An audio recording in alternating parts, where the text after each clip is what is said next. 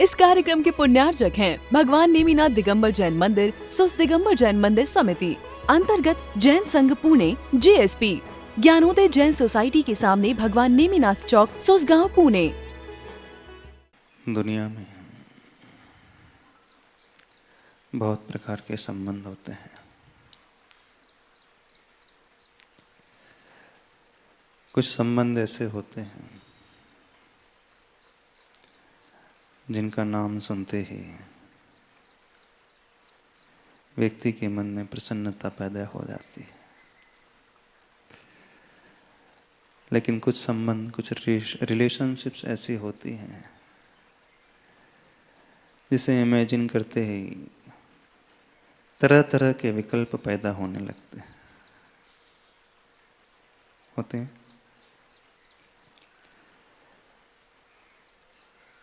माता पिता का संबंध, भाई भाई का संबंध, पिता पुत्र का संबंध, पति पत्नी का संबंध, इन संबंधों का जब विचार किया जाता है तो व्यक्ति का मन आनंद से भर उठता है। एक संबंध होता है गुरु शिष्य का संबंध, पूज्य पूजक का संबंध, भक्त भगवान का संबंध। जब इन संबंधों के बारे में विचार किया जाता है तो व्यक्ति श्रद्धा से भर उठता है। लेकिन कुछ संबंध, कौन सा संबंध? सास बहू का संबंध, ननंद और क्या बोलते हैं, भौजाई का संबंध। जब इनका नाम व्यक्ति सुनता है तो उसके मन में कौन सी इमेज क्रिएट होती है? कौन से भाव सर्वप्रथम हमारे मस्तिष्क में आने लगते हैं? जहां तक हम समझते हैं, आनंद का और श्रद्धा का भाव शायद नहीं आता है। एक अनसर्टेनिटी का भाव, अनिश्चितता का भाव, एक फियर का भाव, एक चिंता का भाव सबसे पहले उभर करके प्राय हर व्यक्ति के मन में आता है। ऐसे ही है। अभी व्यक्ति ने किसी को देखा नहीं है, किसी से मिला नहीं है, किसी को जानता नहीं है, लेकिन यह भाव एकदम से कैसे उभर करके आ जाता है? जब हम गुरु शिष्य के संबंध की बात करते हैं, गुरु न शिष्य से मिलता है, शिष्य न गुरु से मिलता है, न जानते हैं। यदि हम सुन भी लेते हैं तो अंदर एक समर्पण का भाव आ जाता है। भक्त भगवान के संबंध की जब हम बात सोचते हैं, वहां पर भी बहुत अधिक एक भक्ति का भाव, एक श्रद्धा का भाव पैदा हो जाता है। लेकिन उस तीसरे प्रकार के संबंध में ऐसा क्यों होता है? श्रद्धा का भाव वहां पर क्यों नहीं पैदा हो पाता है? एक निश्चिंतता का भाव, जीवन में उस प्रसन्नता का भाव क्यों नहीं पैदा हो पाता है? क्यों आपकी दृष्टि वहां चली जाती है जहां नहीं जाना चाहिए? उसके पीछे कौन सा ऐसा कारण है, उसे हम समझें आज।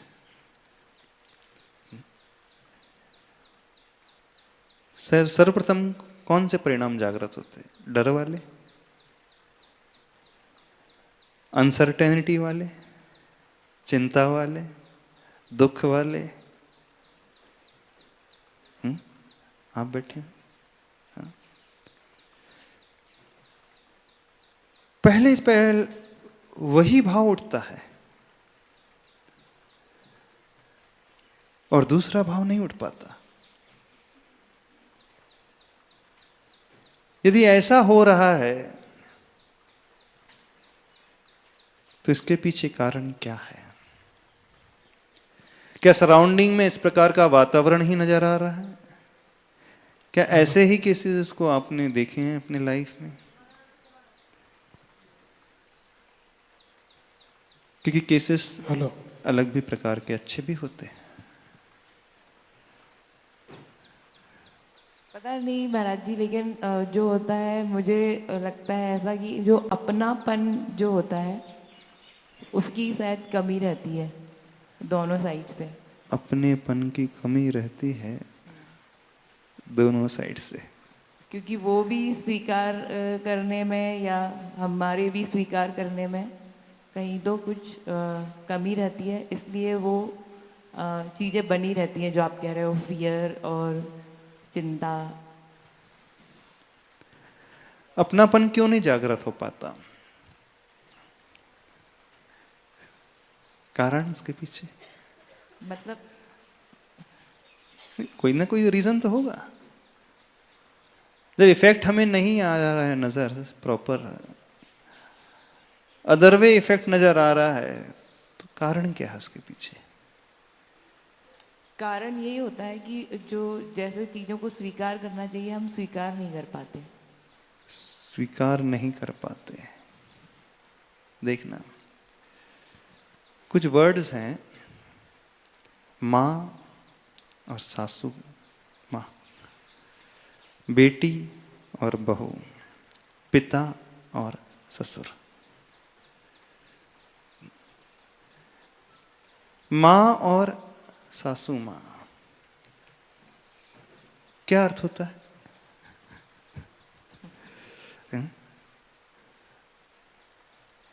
एक तो माँ हो गई जो जिसने जन्म दिया, और एक सासू माँ।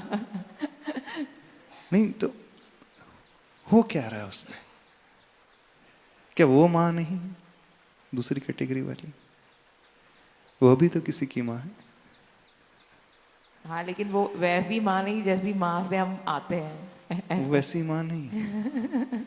अच्छा, बेटी और बहू दो शब्द हैं, दोनों में क्या अंतर?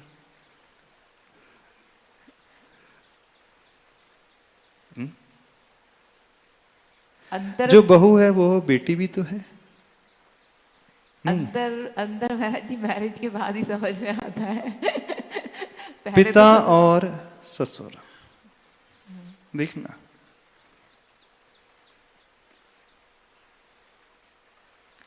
शुरुआत से ही ऐसा अंतर है, माइंड में ऐसा फीड है।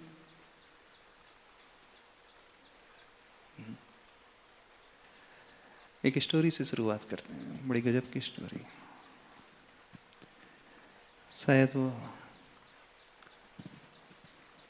हर घर की स्टोरी हो सकती है, और ये रियल स्टोरी है, रियल घटना है। एक बेटी का विवाह होता है। विवाह होने के पश्चात वो ससुराल पहुंचती है।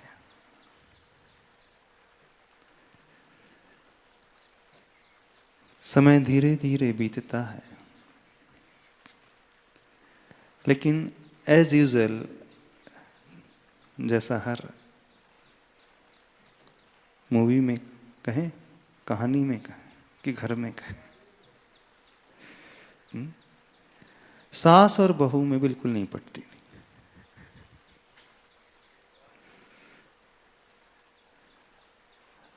भारतीय संस्कृति वैसे कुछ अलग प्रकार की है, लेकिन अभी जो हो रहा है कुछ अलग प्रकार से। तो जैसा प्राय हर जगह होता है वैसा ही उस घर में हुआ। बहुत ही मॉडर्न थी, पढ़ी लिखी थी। सासू माँ पुराने ख्यालों की, पुराने विचारधारा की। दोनों का दृष्टिकोण एकदम भिन्न भिन्न, दुनिया को देखने का नजरिया पूरा अलग अलग, कार्य करने की शैली दोनों की एकदम डिफरेंट, सोच अलग। एक रिलीजियस ट्रेडिशन को मानने वाली, धार्मिक विचारधारा को मानने वाली सासू माँ, और बहू आप तो जानती हैं मेट्रो सिटी की थी, उसकी विचारधारा दूसरे प्रकार की, किटी पार्टी वाली विचारधारा और एक धार्मिक संगोष्ठी वाली विचारधारा। रहन सहन भी अंतर को लिए हुए था, इंटरेस्ट भी भिन्न भिन्न। पूरा जैसे अपन कह सकते हैं ना 36 का आंकड़ा। क्या होता 36 का आंकड़ा? 3 and 6 फेसिंग अपोजिट साइड, और 63 का आंकड़ा क्या होता है?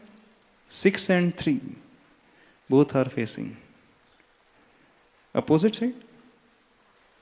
अपोजिट तो दोनों होते हैं। 6 is facing this side and 3 is facing this side. And 36 में भी वही होता है, 3 का मुख किस ओर होता है, 6 का मुख किस ओर होता है, ऐसे ही होता है। If you write 36, 3 is looking east direction and 6 is looking in the west direction. And if we write the 63, दोनों की डायरेक्शन तो भिन्न नहीं है। 6 is also looking in the west direction, 3 is looking on east direction. 36 के आंकड़े और 63 के आंकड़े में क्या अंतर होता है? जबकि दोनों विपरीत दिशा में देख रहे हैं, 3 और 6 विपरीत दिशा में देख रहे हैं, 6 और 3 भी विपरीत दिशा में देख रहे हैं।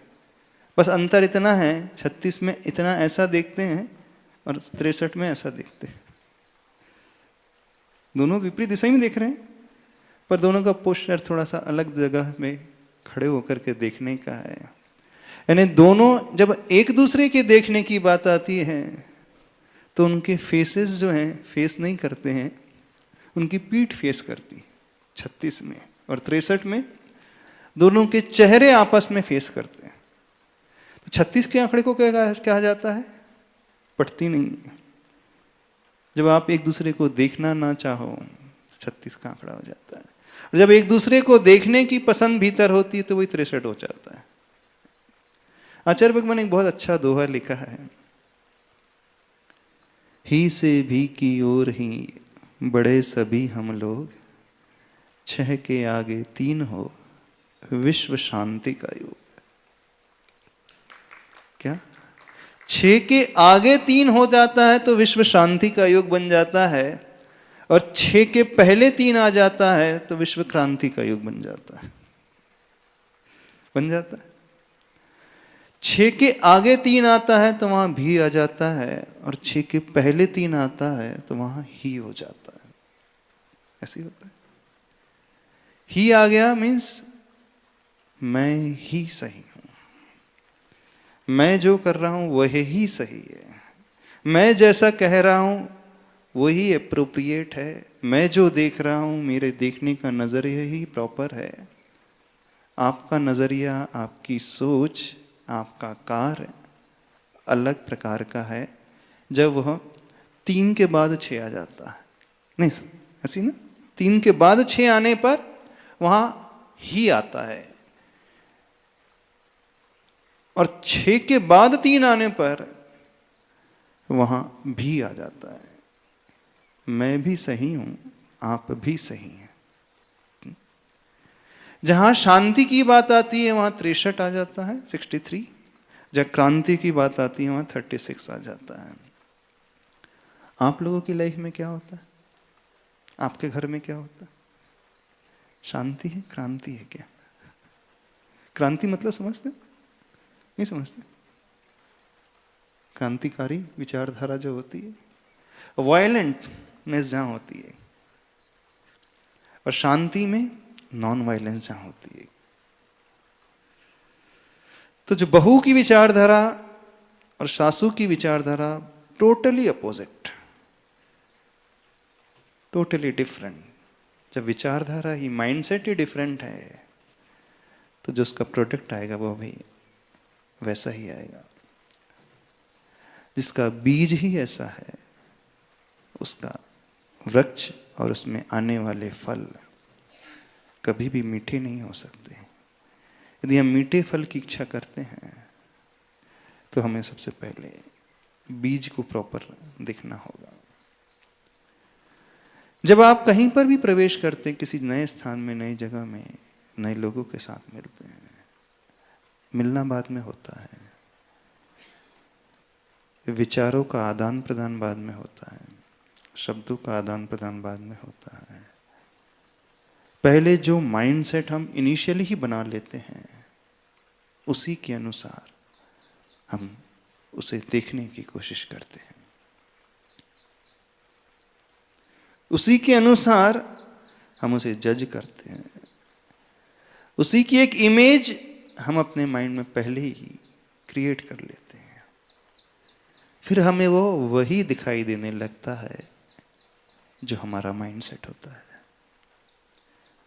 इस संबंध में प्राय शुरुआत से ही जो माइंडसेट व्यक्ति का बनता है 36 वाला ही बनता है, 63 वाला शायद नहीं बनता है। तो जो बहू आई थी वो भी बिल्कुल 36 के माइंडसेट को ही लेकर के आई थी, और जो सासू माँ थी शुरुआत में तो सोच रही थी, नहीं सोचती है ना, जितनी भी सासू बैठी क्या सोचते हो? बहू आएगी, सती सावित्री आएगी, क्या आएगी? सीता की भांति आएगी, नहीं सोचते हो? सीता की ही सोच रखते हो कि और भी कोई दूसरी सोच रखते हो? सीता, कितनी सासू है जो सीता की ही सोच रखती है अपनी बहू के प्रति। सीता मिलना चाहिए मुझे, कितने की एक्सपेक्टेशन सीता की रहती है। आप कौशल्या हैं? हाँ, क्या आप कौशल्य बन पाए पहले? पहले सीता की पहले कौशल्या, कौन आती है? इस कार्यक्रम के पुण्यार्जक हैं भगवान नेमिनाथ दिगंबर जैन मंदिर, सुस दिगंबर जैन मंदिर समिति, अंतर्गत जैन संघ पुणे, JSP, ज्ञानोदय जैन सोसाइटी के सामने भगवान नेमिनाथ चौक, सुसगांव, पुणे।